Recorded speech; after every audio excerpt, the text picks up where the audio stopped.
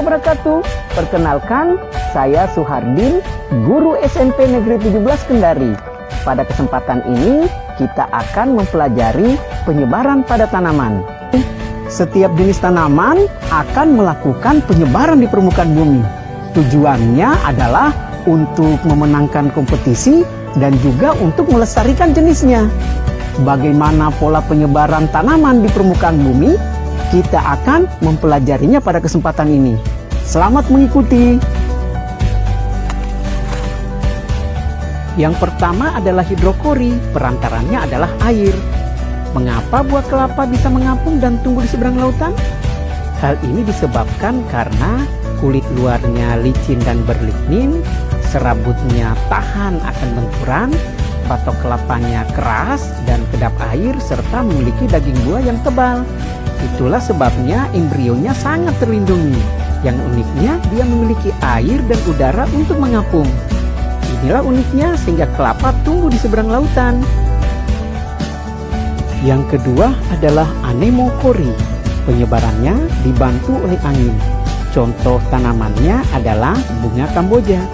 Ciri anemokori adalah biji tanaman ini kecil, ringan, dan bersayap. Inilah sebabnya biji tanaman ini dapat terbawa hembusan angin dan tumbuh jauh dari induknya. Pola yang ketiga adalah ornitokori. Penyebarannya melalui feses burung yang dibuang di tempat lain. Setelah makan, burung ini akan terbang jauh dari pohon, membawa biji dan buah di saluran pencernaannya. Biji bersama feses akan dikeluarkannya. Contoh ornitokori adalah buah gersen. Daging buahnya tebal, manis, warnanya mencolok, dan biji susah dicerna burung. Yang keempat adalah antropokori. Perantarannya melalui manusia. Biji rumput ini akan melekat di pakaian dan terbawa jauh dari induknya. Mengapa bisa melekat? Rupanya bijinya tanpa daging buah, kulit buahnya keras, dan memiliki serabut perekat yang sangat kuat. Kita telah mempelajari 4 pola penyebaran pada tanaman, yaitu hidrokori, anemokori, ornitokori, dan antropokori. Semoga kalian bisa menarik kesimpulan perbedaan 4 pola penyebaran pada tanaman-tanaman tersebut. Sampai di sini pembelajaran hari ini. Sampai jumpa. Wassalamualaikum warahmatullahi wabarakatuh.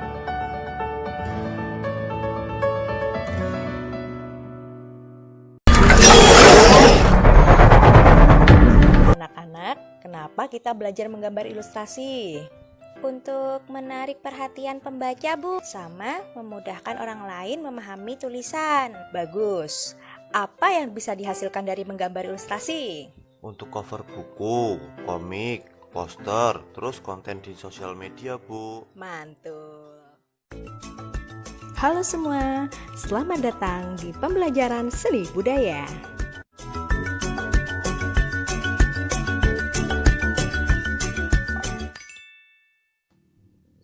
Pada kesempatan kali ini, kita akan belajar tentang prosedur menggambar ilustrasi dengan menggunakan teknik digital. Nah, sebelumnya perlu kita ingat kembali bahwa gambar ilustrasi adalah gambar yang bersifat sekaligus berfungsi untuk menerangkan suatu peristiwa. Dan langkah-langkah apa yang akan kita lakukan untuk menggambar ilustrasi dengan teknik digital? Yuk kita simak penjelasan berikut ini. Yang pertama, mencari ide atau gagasan gambar apa yang akan dibuat. Nah, misal nih, kali ini kita akan mencoba menggambar anak perempuan yang sedang duduk sambil membaca buku. Setelah menemukan ide, selanjutnya kita menyiapkan alat dan bahan yang akan digunakan. Menggambar ilustrasi digital bisa menggunakan laptop atau PC, bisa menggunakan tablet, bahkan menggunakan handphone. Untuk aplikasinya, kalian bisa pilih seperti contoh berikut ini. Dan kalian bisa mencoba menggunakan aplikasi sesuai media apa yang akan kalian gunakan. Yang ketiga adalah membuat sketsa. Kalian bisa membuat sketsa di kertas terlebih dahulu, kemudian difoto atau scan, atau dapat langsung membuat sketsa di alat yang digunakan. Setelah membuat sketsa, kita lanjut melakukan tracing dengan membuat layer baru dan menjiplak sketsa menjadi objek yang lebih rapi. Langkah keempat, setelah melakukan pembuatan sketsa, dilanjutkan dengan teknik pewarnaan. Ada banyak sekali teknik pewarnaan, dan yang paling mudah untuk kalian lakukan adalah langsung mewarnai menggunakan brush yang ada atau menggunakan teknik solid atau gradient fill dengan cukup klik pada bagian yang akan diwarna seperti ini. Langkah yang terakhir adalah penyelesaian atau finishing dari gambar ilustrasi yang telah kita buat. Kalian bisa memperbaiki bagian yang kurang rapi, kemudian menambahkan bayangan atau menambahkan objek lain agar gambar menjadi lebih menarik. Nah, bagaimana? Mudah bukan? Semoga video ini bisa bermanfaat untuk kalian semua. Demikian, terima kasih.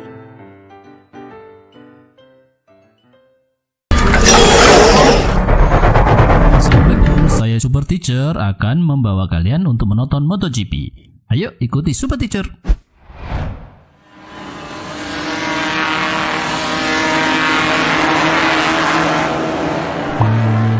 Kok aneh? Mengapa pakai simbol F ya? Bukannya C. Ayo kita cari tahu.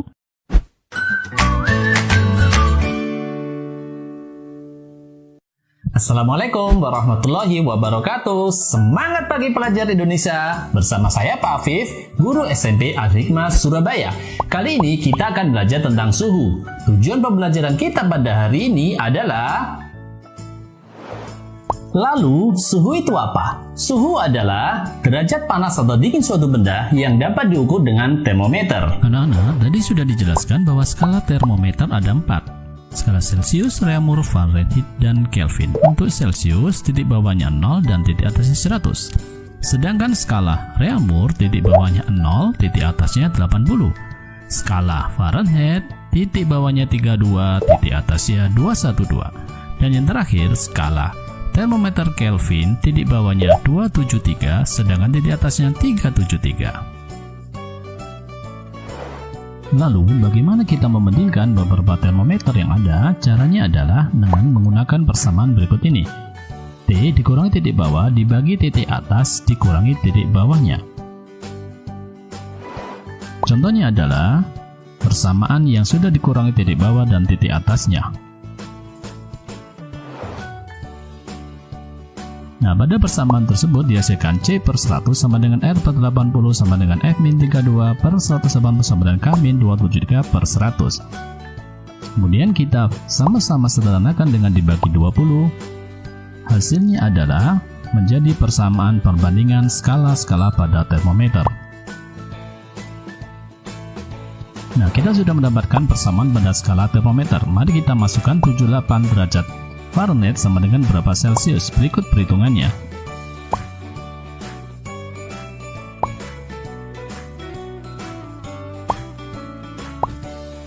Jika mengetahui bentuk dari perhitungan seperti ini, maka kita akan kali silang. Berarti 9 kali C sama dengan 5 kali 46. 9C sama dengan 230. Ingat, 9C di ruas kiri jika dipindah di ruas kanan menjadi pembagi, sehingga hasilnya C sama dengan 230 dibagi 9, hasilnya C sama dengan 25,56 derajat Celcius. Mudah bukan?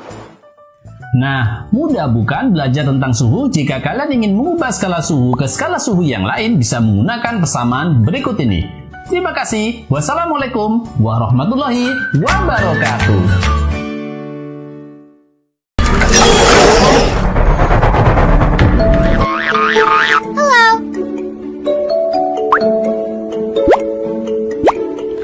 Assalamualaikum warahmatullahi wabarakatuh. Selamat datang generasi hebat. Bertemu lagi dengan Ibu Arumpuri, guru dari SMP Negeri 23, Kota Tangerang. Kali ini kita akan belajar tentang materi pencemaran lingkungan. Mau tahu lebih lanjut tentang pencemaran lingkungan? Yuk kita ikuti video berikut ini. Pencemaran lingkungan adalah berubahnya tatanan lingkungan oleh kegiatan manusia atau proses alam sehingga kualitas lingkungan menurun. Ada beberapa macam pencemaran, yaitu pencemaran tanah, pencemaran udara, dan pencemaran air. Pencemaran tanah disebabkan oleh pembuangan limbah dan pengelolaan sampah yang kurang tepat, penggunaan bahan kimia pertanian yang berlebihan, dan pembuangan limbah industri dan pabrik yang dibuang begitu saja di tanah. Pencemaran udara terjadi karena adanya emisi gas buang kendaraan dan gas buang pabrik yang terlepas di udara. Kebakaran hutan yang menyebabkan pencemaran udara dari asap kebakaran yang dihasilkan. Pencemaran air terjadi akibat kurang tepatnya pengelolaan sampah dan limbah. Pertambangan, limbah industri, limbah rumah tangga, dan juga limbah pabrik merupakan salah satu penyebab meningkatnya pencemaran air. Pencemaran lingkungan ini sangat berbahaya bagi makhluk hidup. Lingkungan yang semakin buruk akan mengakibatkan krisis kesehatan. Sudah saatnya kita melindungi bumi kita dari pencemaran lingkungan. Dimulai dari menanam pohon, mendaur ulang sampah menjadi sesuatu yang bermanfaat. Hemat energi dan juga hemat air. Menjaga kelestarian hutan dan mengurangi penggunaan plastik. Dengan melakukan upaya menjaga kelestarian lingkungan hidup di masyarakat, berarti kita turut menjaga keseimbangan ekosistem yang ada. Peduli dengan lingkungan merupakan selangkah menyelamatkan kehidupan di masa depan. Save our world, lindungi bumi kita. Baik generasi hebat, semoga video ini bermanfaat. Jangan lupa pesan ibu. Pertama, memakai masker. Kedua, mencuci tangan dengan sabun. Ketiga, menjaga jarak. Tetap sehat, tetap ceria, dan tetap semangat. Wassalamualaikum warahmatullahi wabarakatuh.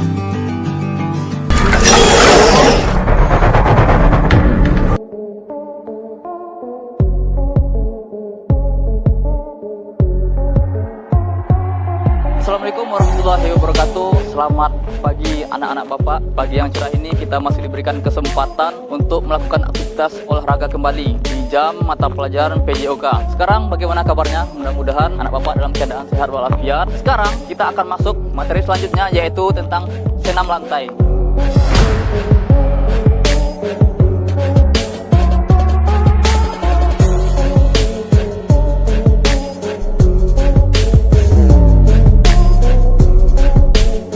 Sebelum melakukan aktivitas, alangkah baiknya kita berdoa. Berdoa menurut agama dan kepercayaan masing-masing. Berdoa, mulai.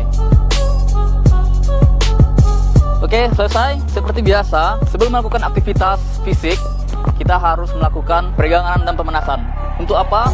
Untuk menghindari risiko cedera saat beraktivitas. Silahkan lakukan. Dimulai dari kepala. 1, 2, 3, 4, 5, 6.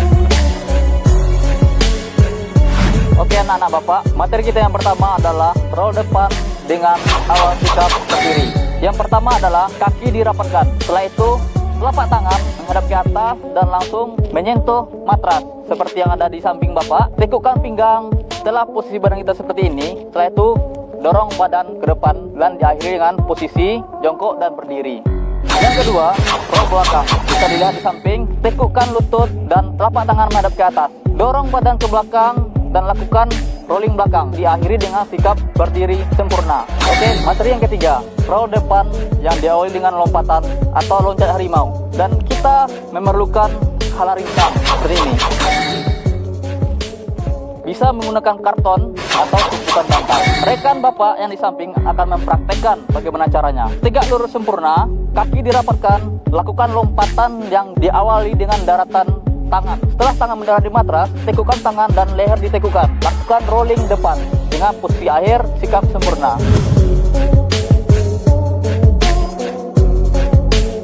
Catatan untuk melakukan senam lantai, anak-anak bapak harus perhatikan keselamatannya. Pastikan matras yang digunakan aman, tidak ada benda tajam di sekitarnya. Sebelum kita akhiri, jangan lupa tetap jaga protokol kesehatan yang dihimbau oleh pemerintah kita. Jaga jarak, sering cuci tangan, gunakan masker, dan yang paling penting adalah jangan lupa berolahraga. Oke, sebelum kita akhiri materi kita hari ini, mari kita bersyukur. Bersyukur, mulai.